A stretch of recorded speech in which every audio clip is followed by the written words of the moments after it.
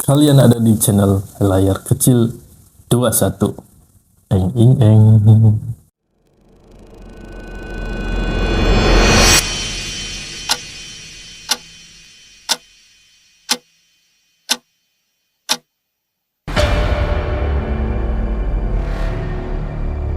Hari ini kita ngomongin film yang trailernya bikin gue nonton ulang lebih dari sekali. Damn. Nama filmnya Ikatan Darah.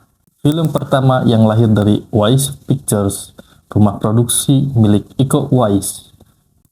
Disutradarai oleh Siddhartha Tata yang dikenal lewat serial Pertaruhan. Dengan pemeran utama Livi Siananta dan Derby Romero. Didukung cast solid seperti Teguh Ripnu Wikana, Dimas Anggara, Isbi Melinda, dan Lydia Kando. Dan gue udah nonton filmnya. Jadi hari ini kita bahas semuanya, termasuk pertanyaan yang paling banyak gue dapat. Apakah filmnya sekeren trailernya? Sebelum tayang, film ini sudah lebih dulu keliling festival internasional.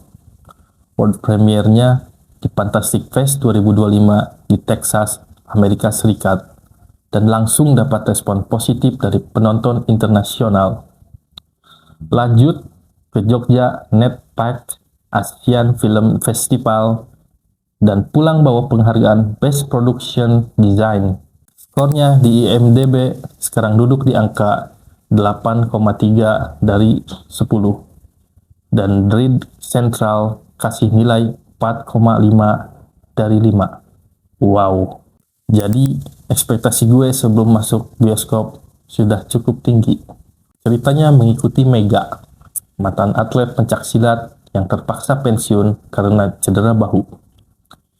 Hidupnya sekarang sederhana sebagai pramusaji, sampai kakaknya Bilal terjebak utang ke lintah darat yang ternyata punya backing gangster berbahaya.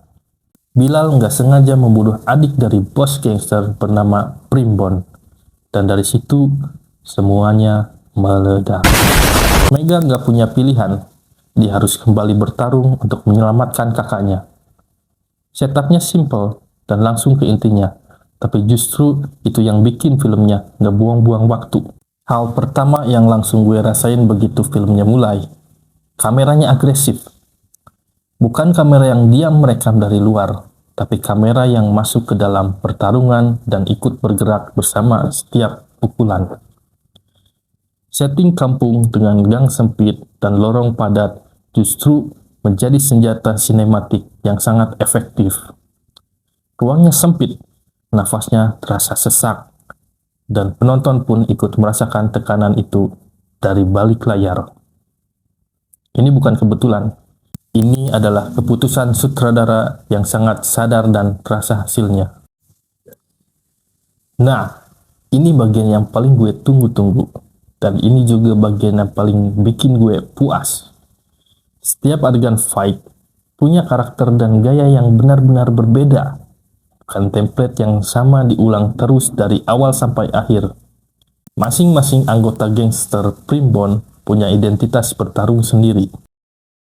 Boris yang diperankan oleh Abdurrahman Arif, dia pakai senjata improvisasi seperti mesin pemotong rumput dan parang.